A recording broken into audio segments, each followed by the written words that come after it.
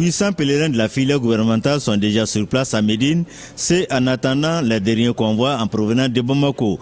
En tous les cas, nous devrons tabler sur 2000 pèlerins de la filière gouvernementale. Cette situation mérite une attention toute intéressée, des soins particuliers apportés aux pèlerins. C'est ainsi que des commissions ont été mises en place. Il s'agit entre autres la commission santé, la commission accueil et hébergement et la commission religieuse. Au niveau de la commission santé, les consultations régulières ont eu lieu. Elles ont trait généralement au rhume, à la toux, à la tension artérielle, à certaines maladies bien courantes connues de chez nous. Tout se passe bien avec la commission santé. On a pu avoir les médicaments. On commence à s'exercer, il y a beaucoup de pèlerins qui viennent. Pour le moment, alhamdoulilah, on n'a pas eu de cas de complications. Les consultations et les médicaments sont gratuits. L'État assure entièrement la prise en charge. La prise en charge, on le fait, les pèlerins arrivent au niveau de l'infirmerie ou des fois on nous fait appel à des malades dans leur chambre même. Il y a l'équipe mobile.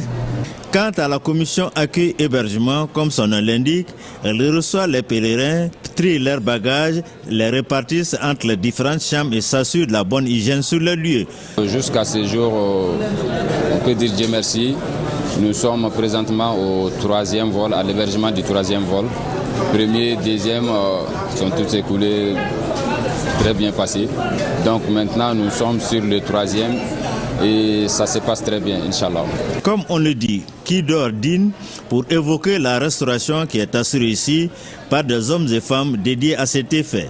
Pour l'instant, tout se passe bien, même si les goûts peuvent varier étrangement d'un moment à l'autre de la journée. En plus de tous ces services rendus aux pèlerins, les responsables s'attellent à la formation intellectuelle, morale et spirituelle sur le terrain.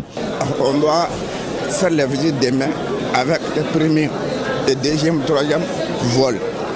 Donc, cette visite aura lieu à la mosquée de Koba, la mosquée dans laquelle des rakats équivoquent une umrah. Et aussi, on doit rendre visite à la mosquée des deux directions. Et on doit rendre aussi visite au lieu de la bataille de Uhud. Chaque bis sera conduit par un guide religieux et à notre niveau tout se passe très bien. Les visites sur certains sites vont se poursuivre demain sur le terrain